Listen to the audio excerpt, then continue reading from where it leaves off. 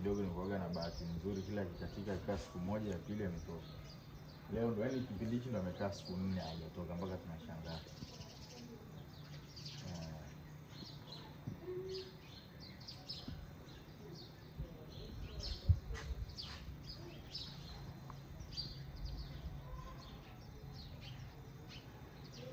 Kwa nyuma jirani kuna kisima.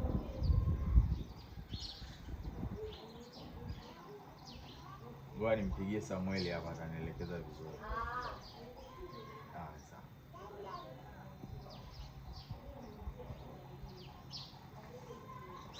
Okay guys, day 4.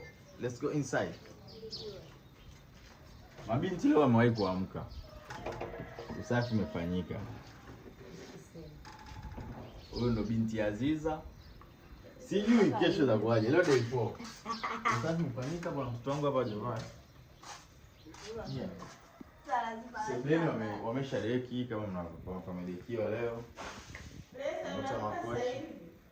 Lesi ndo ameamka sasa hivi. Yule pale ndo Lesi. Ndo kaamge, mbona pale ana usingizi. Leo mimi nimeamka saa 12. Saa 12. Lesi wafunga. Huyu pia ameamka mapema na mpaka sasa hivi kashapendeza. Na mimi nimeamka saa 12. Aziza ameamka saa 10. Anaamka saa 12 wewe?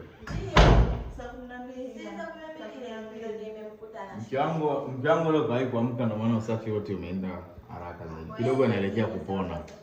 Napona sasa hivi, sitaki watu. Tukapona jikoni kama kawaida yetu. Jiko ndo la muhimu. Yes, na nifungua mlango kwa mwanzo. Okay. Jikoni pako sawa. Hakuna nzi. Vyombo visafi. Vyombo ni visafi. Pamepangwa tu vizuri. Pamekaa poa. Huku store. Store anasema hawajapanga vizuri, wanasubiri vyombo vikauke. Ila tu wameamka mapema, wamekaa vizuri. Hiyo ni wewe kabati unaniambia utaki hiyo.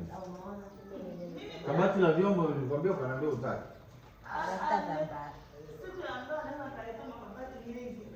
Naona. Huku nje ndo kama hivi, sema nje ni pachafu. Kula pamepangiliwa vizuri.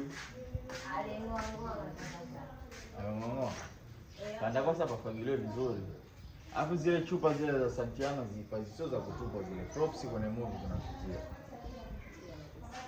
Props kwani hawajui. Props hizo chupa zihifadhiwe. Hizo chupa sio za kutupa. Mimi nazinunua hizo kama napenda tu kunywa, napenda tu kuhifadhi pia. Hizo ni props kabisa hizo. Yeko ndani. Kama ikiwezekana hawezi kuzitunza katika shambani kwangu. Basi guys, day 4 leo wameamka mapema. Wameamka mapema. Day 1 walichelewa kuamka, day 2 wakaamka mapema, day 3 wakaendelea muendelezo wao kuchelewa kuamka. Day 4 wameamka mapema. Hatujui day 5 itakuwaje.